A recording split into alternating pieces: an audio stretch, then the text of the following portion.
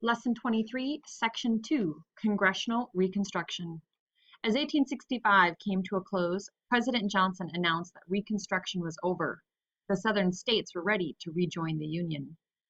A group of Republicans in Congress, known as the Radical Republicans, did not agree with Johnson and had an additional goal for Reconstruction. They believed that the South would not be completely rebuilt until freedmen were granted the full rights of citizenship.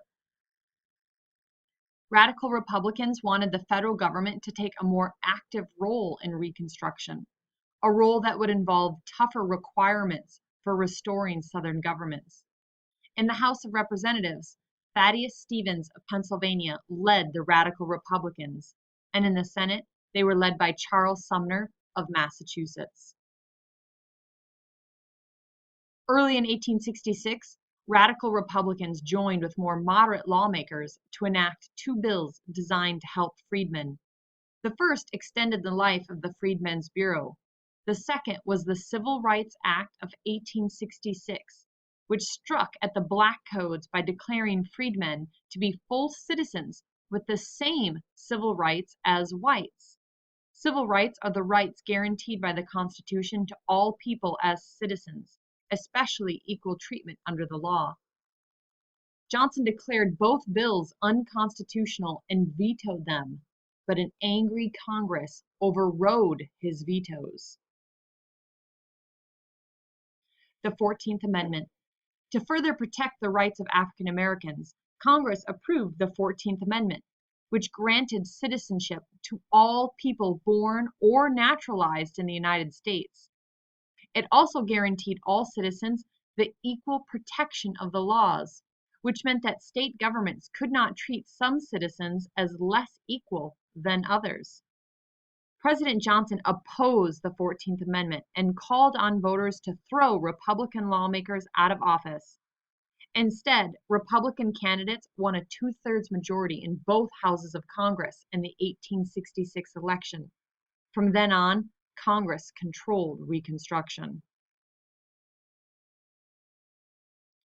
Military Reconstruction Act. Early in 1867, Congress passed the Military Reconstruction Act. Once again, it did so over Johnson's veto. This plan divided the South into 5 military districts, each governed by a general supported by federal troops. The state governments set up under Johnson's Reconstruction plan were declared illegal. New governments were to be formed by Southerners loyal to the United States, both black and white. Southerners who had supported the Confederacy were denied the right to vote. Congress also passed 2 acts designed to reduce Johnson's power to interfere with congressional reconstruction. The Command of the Army Act limited his power over the Army. The Tenure of Office Act barred him from firing certain federal officials without the Senate's consent.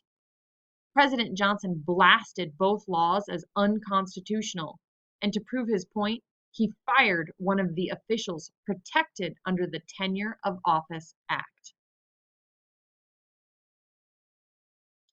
President Johnson is impeached.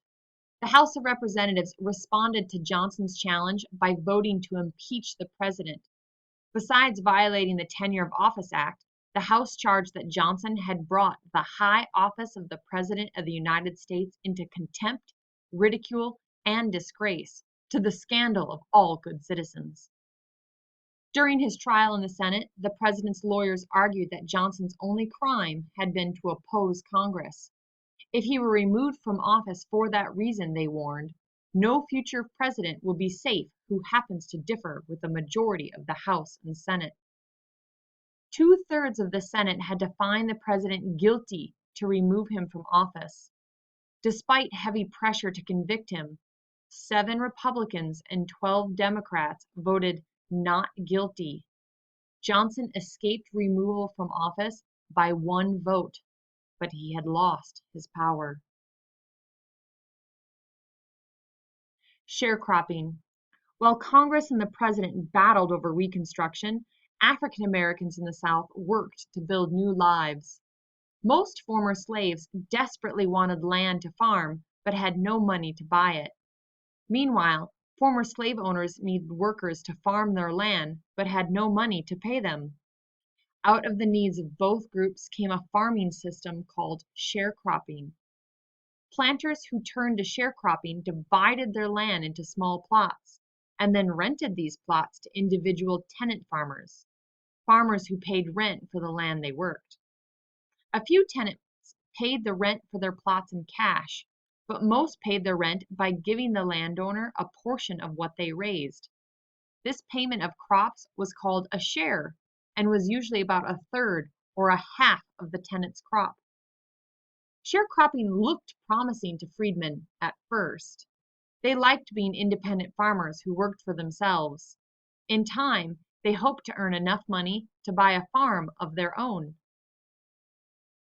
However, most sharecroppers had to borrow money from planters to buy the food, seeds, tools, and supplies they needed to survive until harvest. Few ever earned enough from their crops to pay back what they owed. Rather than leading to independence, sharecropping usually led to a lifetime of poverty and debt.